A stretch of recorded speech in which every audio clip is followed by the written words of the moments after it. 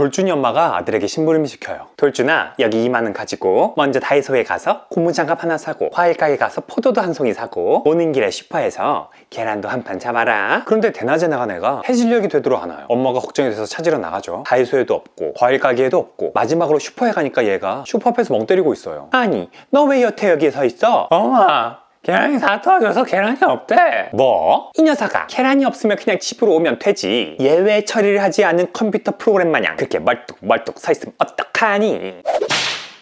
인생이 그렇듯이 프로그래밍을 하면서도 우리는 다양한 오류들과 마주치게 돼요. 이런 내용의 심부름을 코딩한다고 생각해봐요. 자, 오류들을 찾아봅시다. 먼저 철자와 문법 오류가 있죠. 이런 오류는 컴퓨터가 알아서 바로 걸러내요. 야, 주인 너 코딩 똑바로 해. 코딩 프로그램에서 빨간 줄 딱 그어버리죠. 특히 자바 같은 컴파일 언어들, 즉 실행되기 전에 기계에게 더 친숙한 언어로 번역, 컴파일이 되는 언어들은 문법 오류는 컴파일 과정에서부터 차단하기 때문에 실행 과정에서 이런 오류가 나는 일은 없어요. 이런 걸 컴파일 오류라고 해요. 그렇다면 컴퓨터가 실행 전에 걸러내지 못하는 런타임 오류들을 찾아보죠. 총 17,000원짜리 물건들을 사러 보내는데 15,000원을 지어 보내죠. 셔틀도 아니고. 애가 외상을 달아서 사올 수는 있겠지만 엄마가 의도했던 상황이 아니라 실수인 거죠. 이렇게 프로그래머의 논리적 결함에 의해 발생하는 걸 논리 오류라고 해요. 이런 오류들은 전적으로 코드에 달려있기 때문에 프로그래밍 하는 과정에서 방지할 수가 있어요. 프로그래머가 실수만 안 하면 되거든요. 하지만 아까 마트에 계란이 없었던 것처럼 프로그래머가 코드로 제어할 수 없는 돌발 상황이 발생할 수 있어요. 초등학생들이 적어낸 정보들을 보여주는 교사용 앱이 있다고 쳐요. 이 앱은 학교 서버로부터 이런 형식의 정보들을 받아와서 이렇게 화면에 띄워줘요. 이름 항목을 읽어오고 나이 항목을 읽어서 정수 타입으로 변환하고 전화번호를 대시 기준으로 3등분해서 보여주죠. 그런데 애들이 적는 건 예측 불가능하잖아요. 이름을 안 써서 내는 애들이 꼭 있어요. 널 포인터 오류가 나겠죠. 어떤 놈들이 이따위로 장난을 쳐요. 문자를 정수로 변하는 과정에서 오류가 날 거예요. 전화번호에 이렇게 대시를 안 적으면 배열로 스프릿 한 다음에 아웃 오브 인덱스가 발생하겠죠. 하나하나 if문으로 대비할 수도 있지만 이건 말고도 어떤 오류가 생길지 다 예측하기 힘들어요. 컴퓨터란 놈은 융통성이 없어서 이렇게 오류한 몇 개 부딪히면 해당 프로세서가 그냥 죽어버려요. 개복치도 아니고. 그래서 프로그래밍 언어들은 일반적으로 이런 돌발 상황에 대처하기 위해 예외 처리, exception handling이란 장치들을 마련해놨어요. 보통은 try와 catch란 명령으로 되어 있죠. 파이썬의 try except, ruby의 begin rescue처럼 말이나 기능이 조금씩 다른 경우도 있고요. 오류가 발생할 수 있는 곳을 예측해서 try로 감싸는 부분들은 뭐가 잘못되더라도 프로그램이 꺼져버리는 게 아니라 얘 왜 이래 하고 얘 왜를 적당히 제껴놓은